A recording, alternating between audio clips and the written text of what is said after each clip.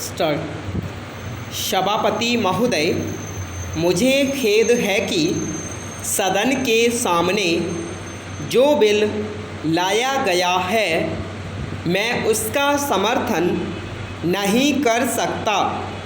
सभी जानते हैं कि जहाँ तक भ्रष्टाचार दूर करने का प्रश्न है, अभी तक उसमें विशेष सफलता नहीं मिली है।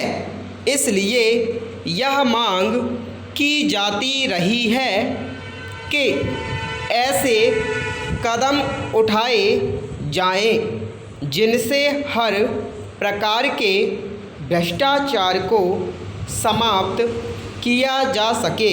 यही कारण है कि माननीय सदस्य ने यह बिल सदन के सामने रखा है। इस बारे में मैं यह निवेदन करना चाहता हूं कि केवल कानून बना देने से ही भ्रष्टाचार का अंत नहीं हो सकता। जनता में प्रचार करके इस काम को अधिक अच्छी तरह से किया जा सकता है। आज आवश्यकता इस बात की है कि समाज के ढांचे में परिवर्तन किया जाए। जब तक समाज में परिवर्तन नहीं किया जाता, तब तक भ्रष्टाचार दूर नहीं किया जा सकता। यह ठीक है कि यह एक बहुत बड़ा काम है और इसको करने में समय लग सकता है, लेकिन कम से कम इतना तो किया ही जा सकता है कि जो लोग शासन चला रहे हैं वे ऐसे आदर्श कायम करें जिससे लोगों में यह भावना पैदा हो कि भ्रष्टाचार करने पर उनको हानि उठानी पड़ेगी। महोदय, आज आवश्यकता इस बात की है कि जनता की समस्याओं की ओर ध्यान दिया जाए। हमारे देश में कई योजनाएं बनी, लेकिन आज भी देश में हजारों ऐसे गांव हैं जहां लोगों को पीने का पानी नहीं मिलता है।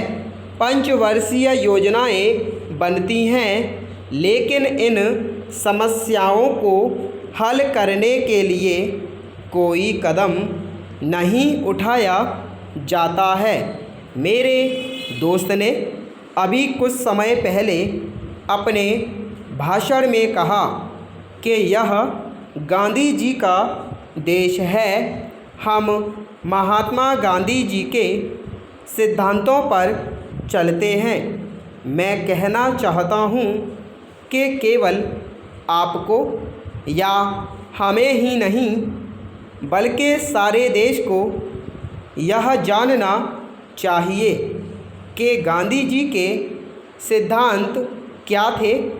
गांधी जी क्या चाहते थे कि इस देश में प्रत्येक आदमी यह महसूस करे कि यह देश मेरा है, मैं इस देश के लिए हूँ। लेकिन आज इस देश के आदमी की क्या हालत है? वह इस हालत में नहीं है कि वह अपने को इंसान कह सके। आज हम यह देखते हैं कि देश के कई हिस्सों में दंगे हो रहे हैं।